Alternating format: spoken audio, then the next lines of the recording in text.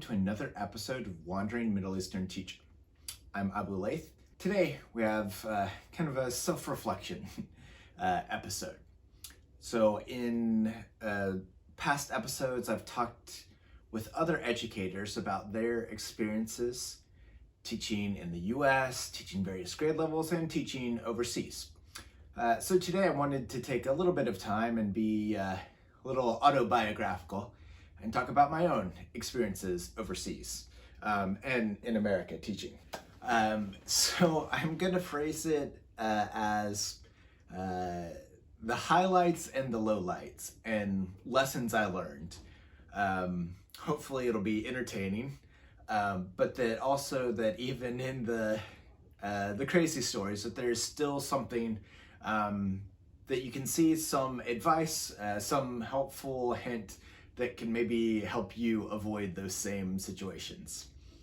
So in my teaching experience, I really had kind of the tale of two cities.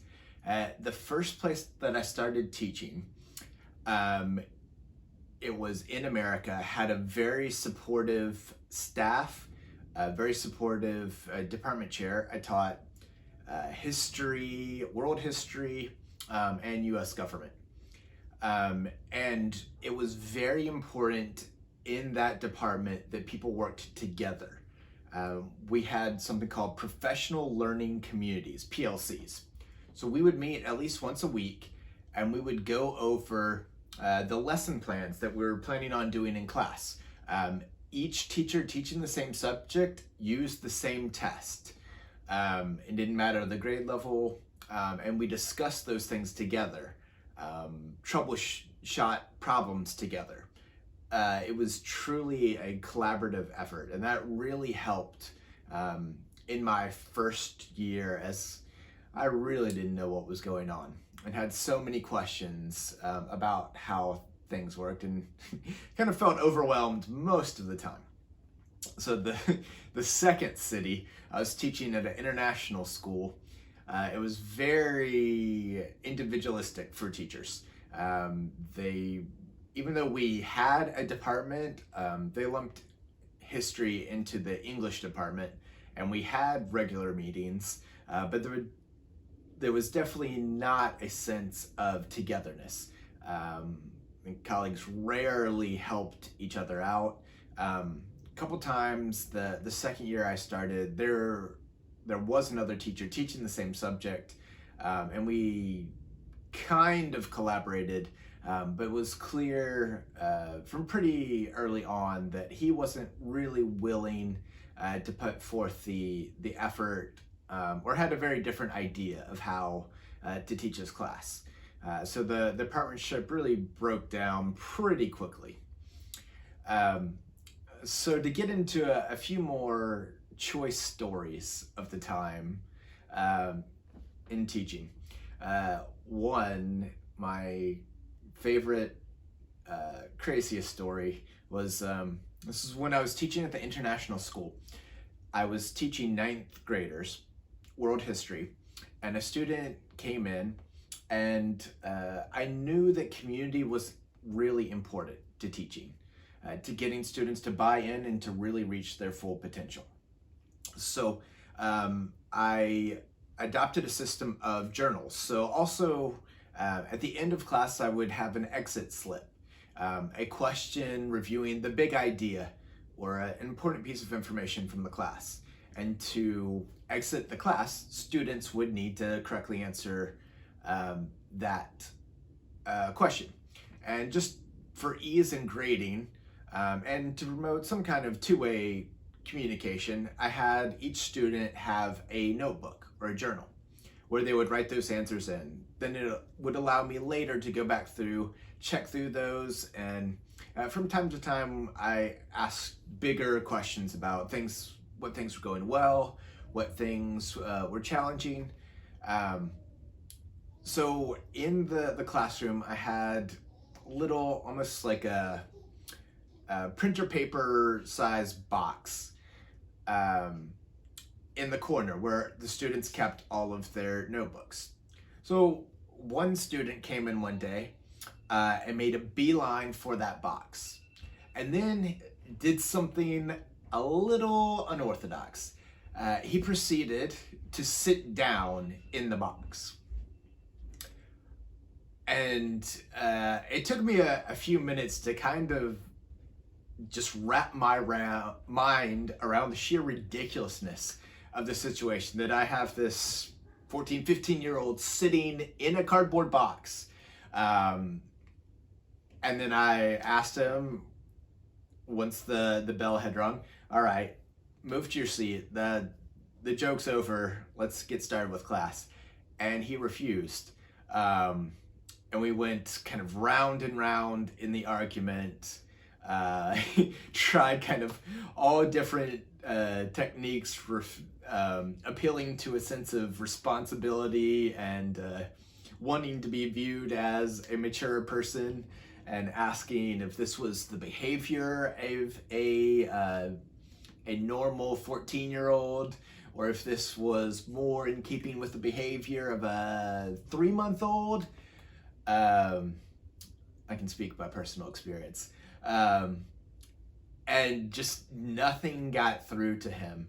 Eventually, I think I just ignored him, and he lost interest and eventually got out. But it was a solid 5 minutes that he sat in this cardboard box. I'm not sure what deep, penetrating lessons I learned from that event, but I think just letting it roll off your back. And probably I fought a little too hard too long, when it kind of seemed in retrospect this was all about getting a rise or attracting attention. So just, if I had come in, seen it, and just ignored him completely, probably would have gone a little bit more smoothly. So that was one of the lowlights of teaching. One of the highlights was that very first year when I was teaching history. I had started the second semester in a class. I had taken over for a teacher who had kind of decimated the morale of the class. I don't know everything that happened in the class, but apparently she had gotten frequently frustrated with some of the students and would make really kind of demeaning comments towards them or towards their intelligence. And a lot of the students had really been hurt and turned off by all of that. So I kind of stepped into this mess mid-year. And where I was teaching had an end of the year test that students would need to take, and they would need to pass a certain number of these tests, end of course tests, in order to graduate. So there was kind of a lot of pressure, and no one really had any idea what had happened those 6 months. Had students learned anything? Was it just behavior problems and personality clashes with the teacher, or how big of a mess was it really? Clearly there's a lot of damage to the sense of community in those classes. So I knew that was one of the things I needed to focus on restoring to get things back on track. So from the beginning of stepping in, I instituted a notebook system. And I think about every month there would be a time, 5 to 10 minutes, where students were writing, answering some prompt about how things were going, and they were free to talk about personal things, about classes, whatever they wanted. Just kind of an open invitation to let me in as much as they wanted. And then I would take all those notebooks, so 20 kids a class, 4 different classes, around 100 notebooks.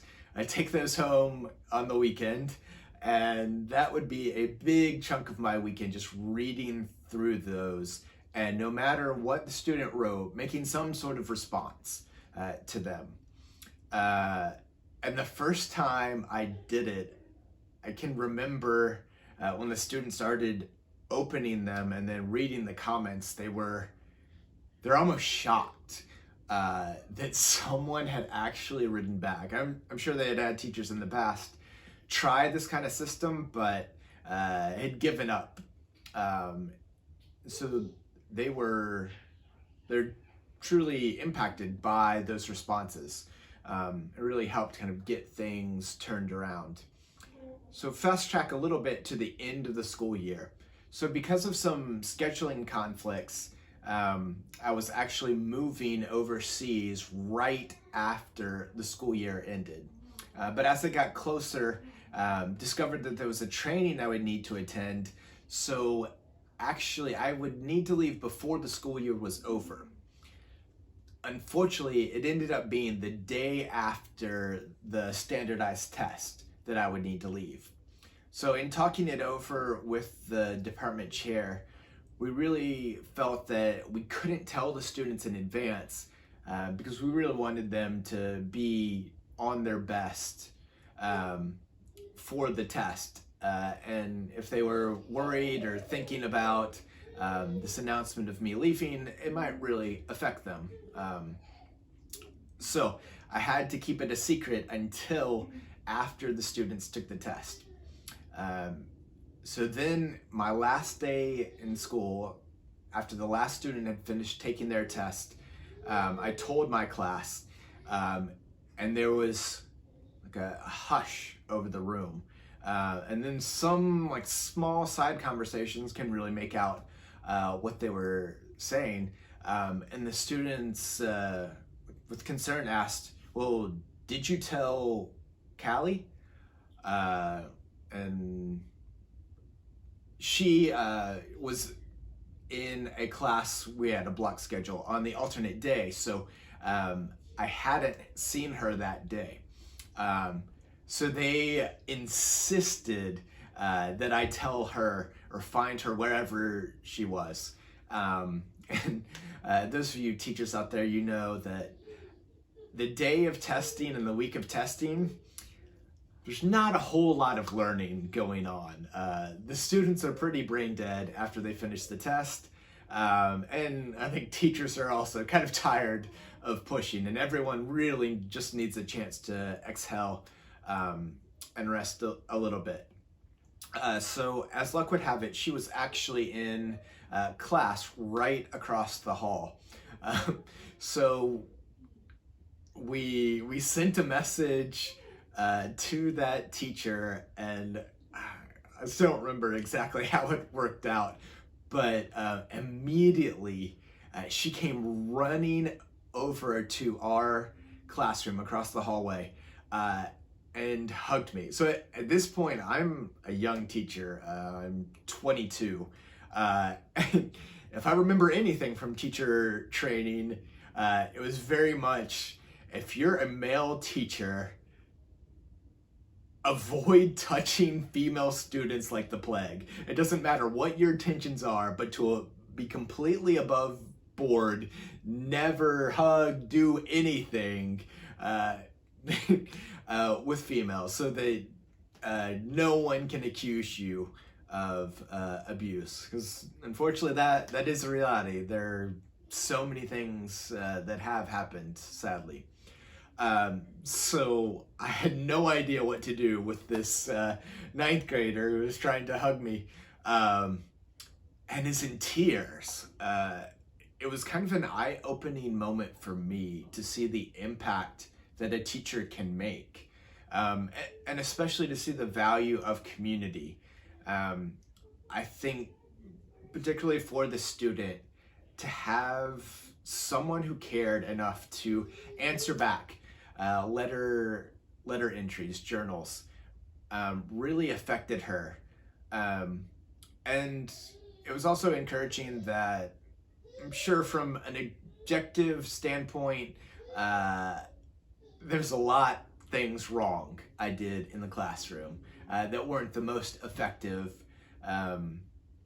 techniques or strategies. But above anything, that connection has power to motivate students, and even just a little bit of effort can make a huge difference. I'll end with one more story that really kind of illustrates some of the problems at the second school that I taught at overseas. So the story is a bit complicated, but it was a private school and they were charging a lot of money for tuition. But because of that, they made a very big and overt reminder to all the teachers that in springtime, there really needed to be no disciplinary calls to home. Because that was the time of year when students paid for the upcoming school year. So the business owner of the school wanted very much people to fork over that money, and he felt that if we were bringing up behavior problems for their students, the parents were less likely to give them the money. So at this time, the students took it upon themselves, and I taught in the high school again, to end the lunch snack period by having kind of a march up and down the hallways for no real reason at all. And not just like to walk up and down the hallways in mass, but to also yell as loud as humanly possible as they did this. So we had been, the teachers had been reprimanded in a high school department meeting that we needed to, after the snack, the break, to be standing outside our classrooms in the hallway, monitoring things and to try to stop some of this disruptive behavior. So I actually didn't have a class after lunch, and so wasn't really required to do this. But I had a sense of, I'm part of the school, I need to do my part to help out as well. So I was walking down the hallway and saw at the other end of the hallway, the students were coming up the stairs in my direction as a mass of 15, 20, almost entirely boys, again, yelling at the top of their lungs. So for whatever reason, I decided, probably foolishly, I needed to do something about this. So I planted my feet in the middle of the hallway. As they got closer, just raised a hand and said, "Stop." And for whatever reason, the students didn't disperse or really seem to be fazed at all, but continued moving forward. And actually, as I was braced and holding my hands out, they actually pushed me down the hallway for a couple of feet. And then I completely lost it. That this would happen, and I started screaming back about how this was completely inappropriate behavior, and they should be ashamed of themselves and this, and the reflection on the school, their families. So some were kind of jolted by that, because a fairly mild-mannered person, and only a handful of times in my life have I ever yelled, but they got the full brunt of it. So after letting them know my feelings, I stormed out of the building and was just so frustrated at something like this even being possible, the lack of respect that was shown. So I went to the other building just to kind of get some space, and was honestly debating, should I just quit right now, today, and just be done with it? I think I ended up talking to an administrator explaining what happened, and they promised to look into it.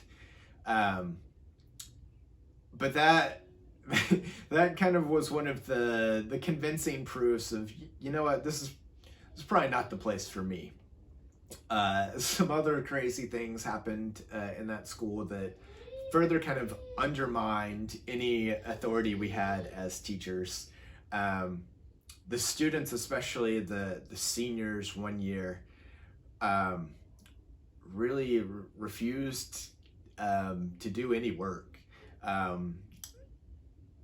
I was in one class of Model United Nations, and there were students who had research papers and just wouldn't turn in anything. Or what they would turn in was copied and pasted from Wikipedia, even with the blue link at the top of it. So I hadn't even taken the effort to make it look like it was their words without hyperlinks. And I offered again and again that any student who was struggling to do the research to write these could come in, and I would sit with them after class, lunch, whatever, before school, and help them. And no one ever came. So obviously that was a big part of the grade for that class. And when students didn't turn anything in, the only grade is a 0, a F. They didn't do anything. There was nothing to evaluate. But then for the end of year grades, after the teachers submitted their grades, the administration went back in and changed the grades of a number of those seniors so that they would graduate. Of course, without telling the teachers. So this basically undermined everything we did in the class. And the students all knew about it. In the lower grades, they all knew. So it just kind of reduced any respect that the teachers had in the eyes of the students, knowing that if the students didn't do the work, then they can expect someone to come along and kind of fix things up at the end. So all of that really reminded me how important the administration is, that they have the backs of the teachers. And then also to do as much as you can in the classroom setting to build that community and those relationships. I have to admit that in my second year teaching at that international school, I was just kind of burnt out, emotionally tired. And I tried some behavioral system things and really nothing worked. And we eventually went to almost like an elementary check system, point system, but it didn't really change behavior. And there were problems throughout the year. But it reminds me of some of the things that came up in Mrs. Christine Childress's interview, which we'll be posting at the end of, which was already posted, that sometimes really engagement with students is the best thing to solve behavior problems before they start. At that time, I was really trying to be all creative and student-centered, student creating their own learning. And I think really made it a bit too hard for the students. I tried to not lecture at all. And I think in hindsight, if I had given them a short burst of information, it really would have made things go much smoothly. Especially there were students that were academically struggling, and they were doing it in a different language.